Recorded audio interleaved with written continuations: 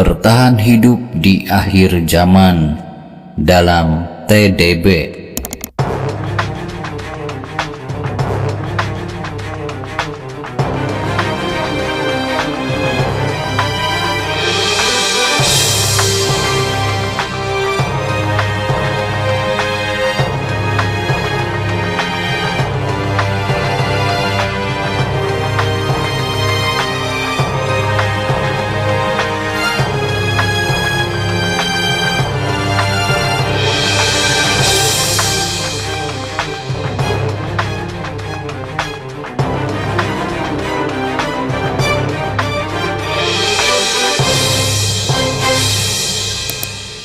Ini bukan tentang menyimpan emas, perak, maupun makanan kaleng. Ini tentang bertahan hidup untuk menyelamatkan jiwa Anda dalam TDB atau akhir zaman. Situasi seperti ini sangat menyedihkan. Setan-setan mengendalikan dunia dan memerintah melalui banyak sekali wakil mereka. Kelompok pemuja setan bertekad menghancurkan peradaban dan mendirikan negara totaliter. Setiap hari Anda melihat etalase jendela dunia, namun semua yang Anda lihat tidak memperlihatkan hal yang sebenarnya. Seperti semut hitam di kegelapan malam, di atas batu hitam. Setiap diri harus benar-benar memiliki cahaya yang sangat terang untuk melihat semut ini. Semut hitam ini sangat langka, hanya ada di akhir zaman, tapi ini bukan tentang semut.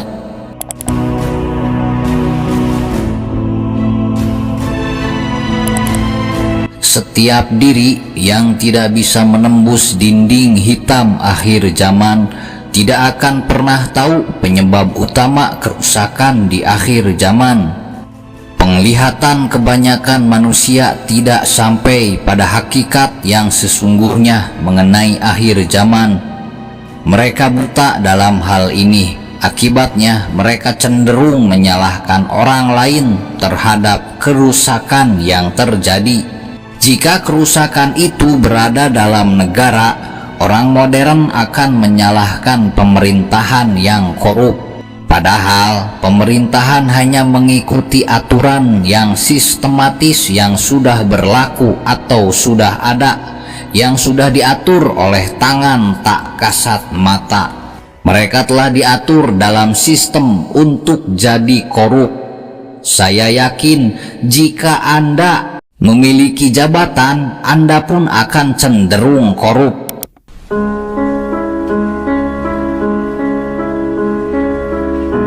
Jika kerusakan itu dalam agama, mereka yang buta terhadap realitas yang sebenarnya hanya akan menyalahkan sesamanya. Orang spiritual menyalahkan orang beragama. Orang beragama menyalahkan orang spiritual. Agama ini menyalahkan agama itu. Agama itu menyalahkan agama ini. Kelompok ini menyalahkan kelompok itu. Kelompok itu menyalahkan kelompok ini.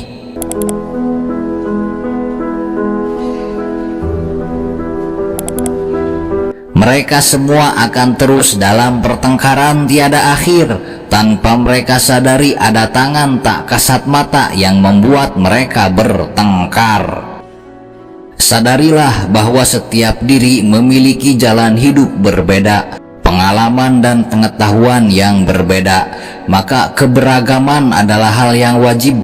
Itu adalah harmoni semesta dari Tuhan. Namun keseimbangan harmoni itu dirusak oleh fitnah tak kasat mata, sehingga keberagaman dalam dunia modern di segi manapun justru malah menjadi pertengkaran, bukan menjadi harmoni. Dengan fitrahnya, manusia memiliki sifat-sifat Tuhan, terutama dalam welas asih. Sehingga secara fitrah, setiap manusia akan memiliki moral dan harga diri, kecuali jika moral mereka dirusak melalui pikiran-pikiran dan keinginan-keinginan hawa nafsu.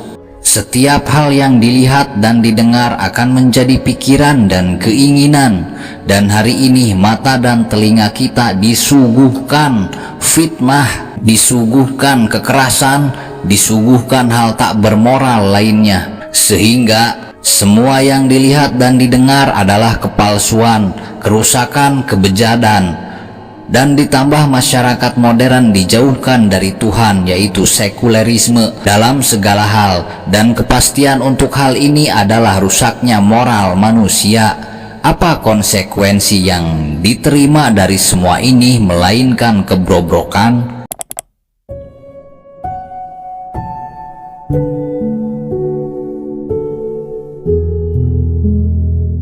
Segala sesuatu dalam segala hal telah dirusak. Tak perlu saya menyebutkannya satu persatu. Hanya iman yang dimiliki saja yang belum dirusak, dan hanya itu satu-satunya yang belum rusak di akhir zaman.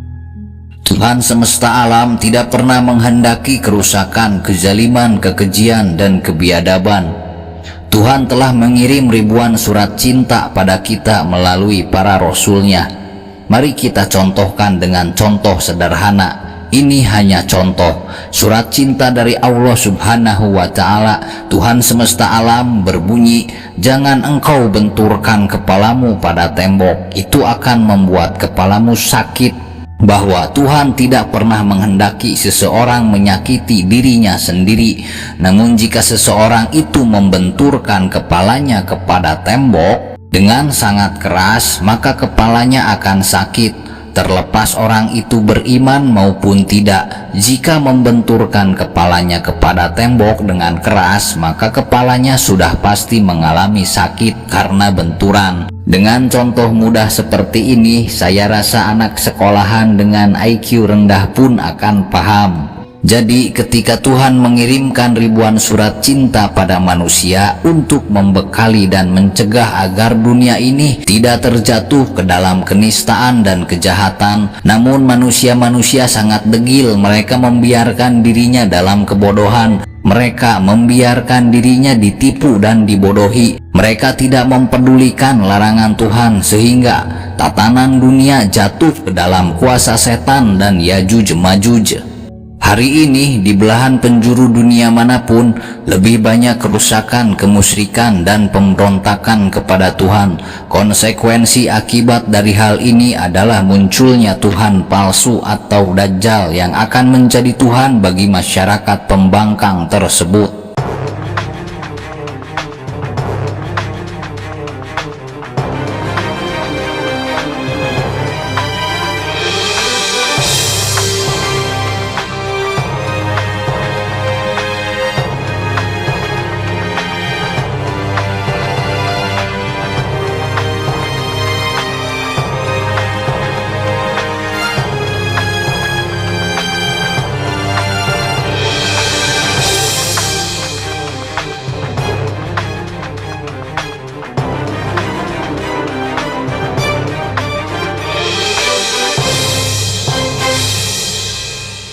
Saya sudah mencoba mencontohkannya dengan mudah. Ini seperti membenturkan kepala pada tembok yang mengakibatkan kepala kita sakit.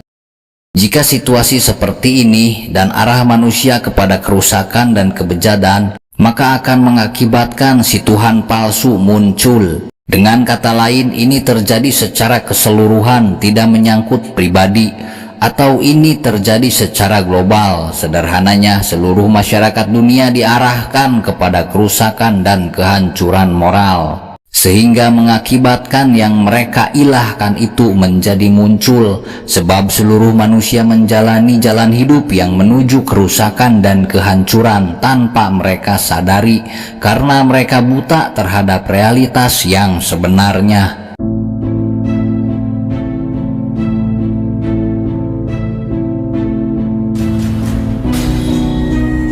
Allah telah memberitahu kita dalam basmalah bahwa Dia itu sifatnya Rohman dan Rohim, bukan merusak dan menghancurkan. Dengan kata lain, kita harus menentukan jalan hidup kita. Kita harus berusaha mewujudkan cinta kasih dalam hidup yang kita jalani. Saya harap penjelasan singkat ini dapat dimengerti. Manusia berada dalam cengkraman kekuatan jahat yang terus-menerus berusaha keras mengesahkan dirinya dengan menipu. Anda tidak bisa mengalahkan setan ini. Yang masih bisa Anda kalahkan hanyalah setan yang ada di dalam diri Anda dengan mengendalikan kehidupan pribadi Anda.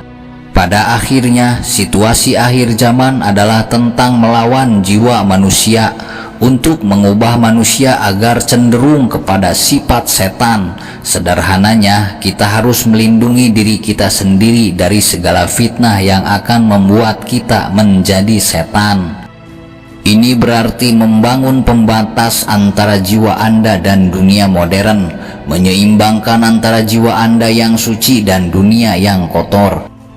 Anda harus menutup pintu dunia selama jangka waktu tertentu dan memusatkan pikiran dan perasaan pada sesuatu yang membuat jiwa Anda hidup. Bagi Muslim, Anda bisa menutup pintu dunia dalam sehari sebanyak 5 kali, menjauhi segala yang ada di dunia luar, yaitu di luar diri Anda, dan masuk ke dalam dunia batin Anda. Dengan usaha yang demikian, maka Anda bisa lebih dekat dengan Tuhan. Bagi Anda yang Kristen, Anda bisa lebih banyak berdoa menyendiri di sebuah ruangan hening untuk beberapa waktu, agar Anda mendapati ilham dari Kristus yang berada dalam diri Anda. Bagi Anda yang Hindu atau Buddha, Anda bisa bermeditasi. Biasanya kaum Hindu melakukannya di pagi hari, namun Anda bisa tambahkan waktu untuk meditasi, misalkan pagi dan petang.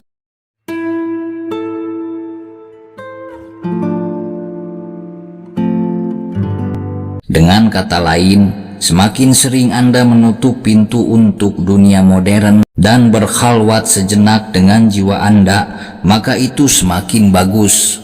Namun bagi mereka yang telah tergigit racun ular, sangat sulit melakukan hal tersebut. Mereka membutuhkan obat agar sembuh. Obatnya adalah kebenaran atau pengetahuan tentang kebenaran yang sebenarnya dalam realitas hidup yang sekarang.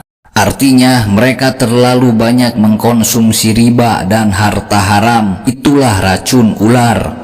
Maka mereka menerima kutukan yang sama sehingga menjadi mayat hidup, dan jiwa suci yang di dalam dirinya mati perlahan, menyebabkan mereka hanya memiliki setan di dalam dirinya. Maka mereka menjadi makhluk terkutuk itu sendiri, sang setan. Ini adalah irama nyanyian kehidupan akhir zaman, yaitu mengubah manusia yang dimuliakan agar menjadi setan yang terkutuk. Dasar dari ini adalah surat terakhir dari Al-Quran, yaitu surat An-Nas, bahwa setan itu adalah golongan manusia dan jin. Surat ini pun Allah simpan sebagai penutup Al-Quran. Allah simpan surat ini di akhir untuk mengingatkan kita semua tentang akhir zaman ini. Ada kekuatan kuat dan tak terlihat yang berusaha terus-menerus mengubah cara hidup manusia dan sifat manusia, menggiring manusia dalam kebobrokan moral agar manusia menjadi setan. Jika Anda tidak berusaha terus-menerus untuk mengubah cara hidup Anda, untuk menutup dunia dan meluangkan waktu bersama jiwa suci Anda agar ia hidup dan memberi Anda kekuatan, maka Anda akan kalah dengan mereka yang selalu berusaha mengubah manusia menjadi setan.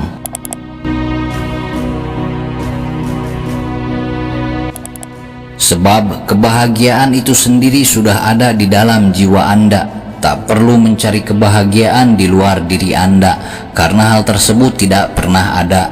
Kebahagiaan hanya ada di dalam diri Anda sendiri. Itu hanya soal rasa dan apa yang Anda rasakan, bukan soal ekonomi dan kekayaan. Jika Anda melihat kebahagiaan berada di luar diri Anda, maka Anda sebenarnya sedang menggantikan jiwa Anda dan menjadi terikat dengan yang Anda inginkan. Inilah sumber kecanduan dan ketidakbahagiaan. Padahal Tuhan berfirman dalam surat cintanya yang berjudul Al-Ikhlas, yaitu Allahus Shomad, dialah Allah satu-satunya tempat pergantungan. Dengan kata lain, Anda sebenarnya memiliki ikatan dengan Tuhan melalui jiwa Anda. sehingga kemudian Anda menjadi orang yang bergantung sepenuhnya kepadanya. Namun hari ini setan itu menguasai uang. Uang itu adalah batinnya kehidupan di dunia.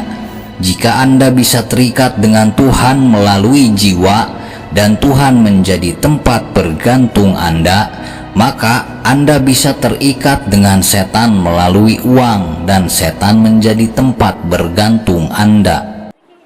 Apalagi jika Anda mengukur kebahagiaan melalui uang, Anda sudah jadi budak setan dan akan selalu mengejar uang sampai Anda lupa seperti apa rasanya bahagia. Apalagi jika pikiran Anda benar-benar gelap dan mata Anda buta, Anda akan menganggap kemuliaan dan kehormatan itu terletak dari kekayaan yang dimiliki. Jika pola pikirnya demikian, maka setan dan para pemujanya adalah makhluk yang paling mulia dan terhormat. Orang-orang keji pemuja berhala menjadi paling mulia dan terhormat sebab kekayaan yang mereka miliki.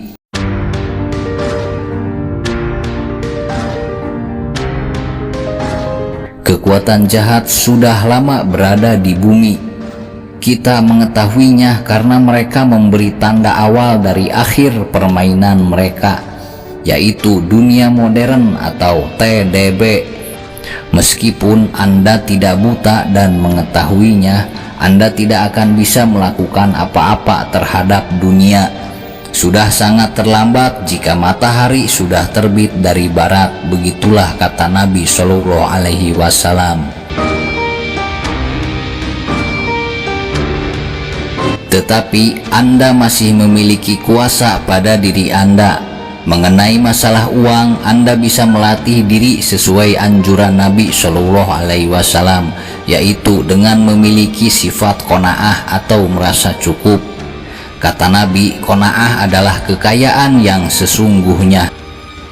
Berarti mereka para miliarder dan triliuner yang masih saja berbuat kerusakan hanya untuk uang demi nafsu keserakahan mereka yang tidak memiliki rasa cukup, itu berarti mereka adalah diri yang miskin dan fakir.